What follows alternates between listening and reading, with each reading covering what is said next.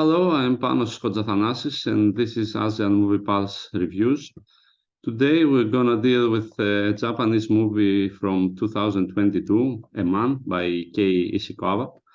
The film premiered in Venice last year, and Marina Richter has already wrote an article about it. But considering that a few days ago the movie took the Japanese Academy Awards by storm, we thought it would be interesting to deal with it a bit more. So to begin this review, I would like just to mention what awards the film got. Okay, it has won for Picture of the Year, Director of the Year, Screenplay of the Year, Outstanding Performance by an Actor in a Leading Role, Outstanding Performance by an Actor in a Supporting Role, Outstanding Performance by an Actress in a Supporting Role, Outstanding Achievement in Sound Recording, and Outstanding Achievement in Film Editing, which essentially, and in the eyes of the members of the Japanese Academy, deem it the best movie of the year. And it is not just that. Blue Ribbon also gave it a number of awards, and the film has gotten awards from festivals all over the world, not to mention that it's screened again all over the world, both in Asian film festivals and international film festivals. It was also screened in Berlin, for example, among a number of others. So let's just see what the film is about. Okay, it begins in a way that it doesn't look exactly how the film is going to unfold, but in the beginning we have Rie, a woman in her 40s, let's say, about her 40s, that she's working in a bookstore and after getting a divorce from her husband, and she works there while trying to take care of her young son. One of her clients, Daisuke, is a man who paints, and he's really reluctant, but always comes to the bookstore in his weird way of flirting with her, would say. Eventually, it is revealed that it was something like that. But eventually, Rie takes a liking to him. They start dating, and after a flash forward in the movie, we see that they are married and they also have a young daughter. Eventually, though, Daisuke dies in a tragic accident, and during the funeral, Rie learns that he was not actually Daisuke, but he was someone else that no one knows who was it, which essentially shocks her world. She cannot believe what is happening. So, in order to deal with what happened and with all the legal problems that the lack of identity of the deceased causes, he calls attorney Kido to help her find the truth about the identity of the man she loved. Kido, okay, the movie then becomes more like crime, let's say, crime thriller, not exactly thriller, crime drama, let's say, as Kido discovers more and more things about the deceased, which leads him essentially to a trip down his own life, and allows the director to pose a number of comments, which we're going to talk about in a bit. Obviously, the story is very, very interesting. It's based on a novel by Keiichiro Hirano, and I think it's probably definitely among the best aspects of the movie.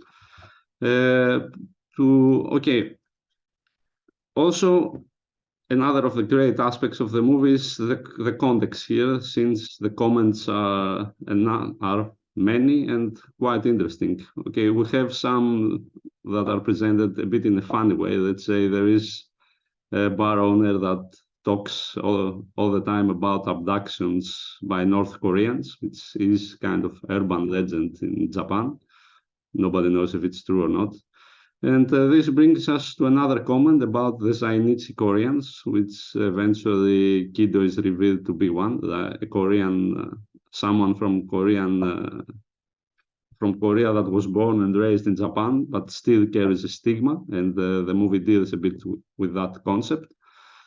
Also, it deals with some philosophical issues. Let's say there is one about if the children of people who committed murder can move beyond that, or one could say that if criminals are bound to give birth to children who are also going to be criminals. A bit complicated, but also very interesting. Then we have a comment about death sentence, which is presented in a very intriguing way. One of Kido's main associate at one point tells him that if you believe that people cannot change, then you are essentially for the death sentence, which I found very interesting and quite realistic, actually. And also we have Ria's kid, the son. The film also focuses on him and the consequences of what is happening has on him. There is another strong scene in the movie where the kid says, "What is going to be my surname now?" Since he has already changed 2 times, and now he is facing a third change. And this aspect essentially brings us to another comment about identity, again in a philosophical comment. Apart from that, the movie works a lot like a collage of different ideas. Ishikawa includes a number of elements here. For example, we have boxing, which seems to become a favorite topic in Japanese cinema lately. We have an interrogation scene, which is the new. As I've mentioned many times before, the cinema of Korida has a deep impact in Japanese cinema, and particularly in the movies that are exported from the country. And after Our Sister, if you remember the film, which ends essentially in a scene at the beach, we saw a number of movies that featured a scene like that, like the film would end, but in the end there would be a scene in the beach. That was and is actually very common. And the second scene that seems to be repeated nowadays in Japanese movies is an interrogation scene, probably following what Korida did in Third Murder. We have one here, which is also probably the most impressively shot in the film, also featuring Akira Emoto, one of my favorite veteran actors. And the scene, while also reminds a bit of Korida in the way that it's implemented in the narrative, it also, in the way it was shot, in the way that Akira Emoto is acting, also reminded me of Silence of the Lamb a bit, which also moves into the collage aspect that I just mentioned.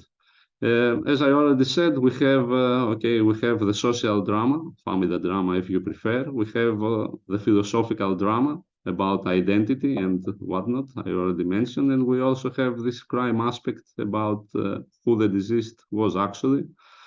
And this change of genres, which is essentially what gives the film this collage aspect I mentioned, is also a great one because it allows the movie to unfold in a very entertaining way without being tiring for almost the whole of the 121 minutes of its duration. Of course,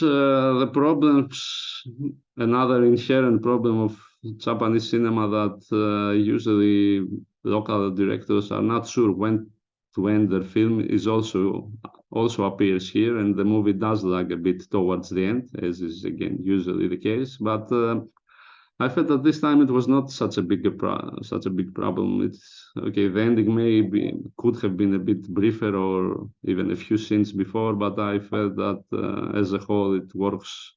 It is kind of organically implemented in the narrative.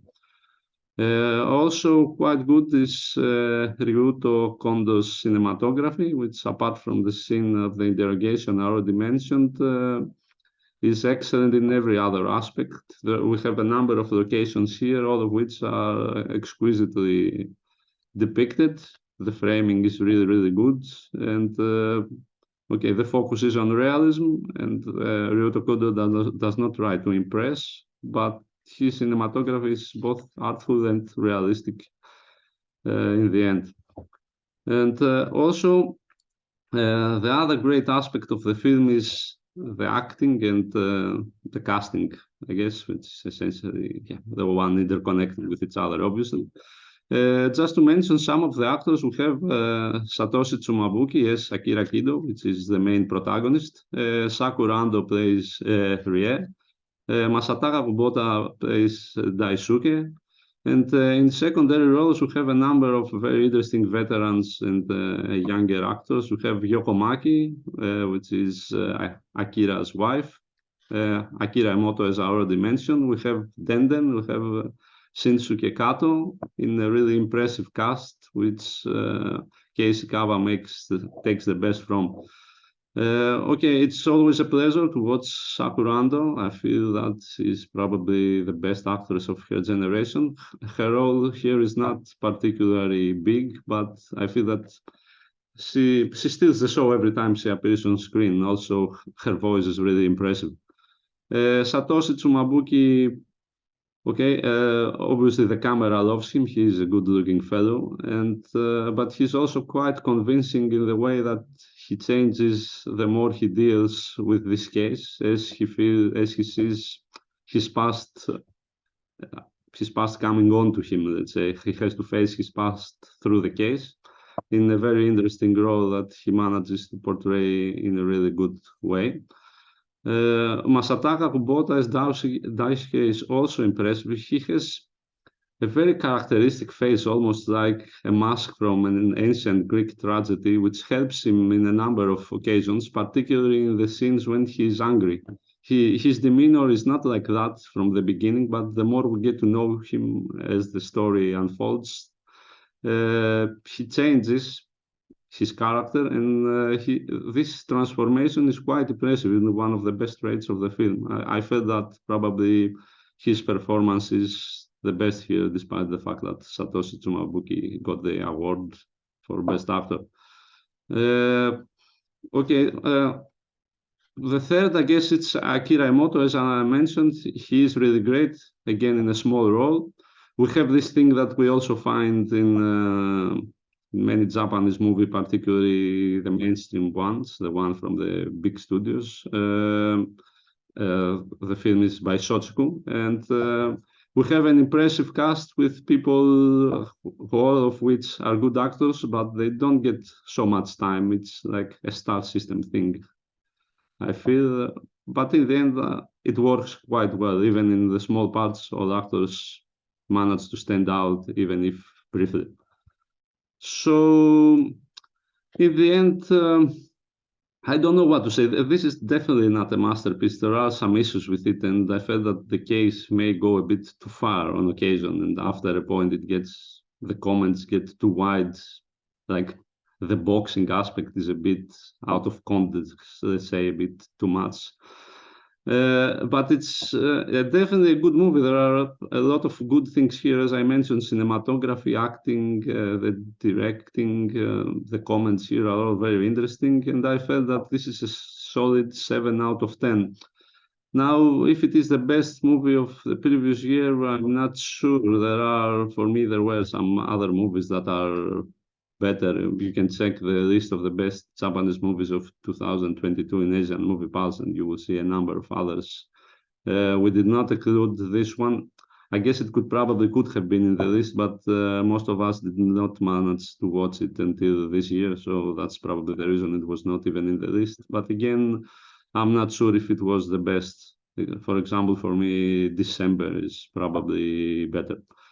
But anyway, it's definitely a good movie, and I think that I don't think he definitely deserves a watch. So this is it. This was another episode of Asian Movie Pulse interviews. I am Panos Kotzathanassis, and hopefully if you like this review, you can also subscribe to the channel. We are trying to get at least one video every day, either it is a review or an interview. So follow us on YouTube, and I think it's going to be rewarding. Bye. Have a nice night.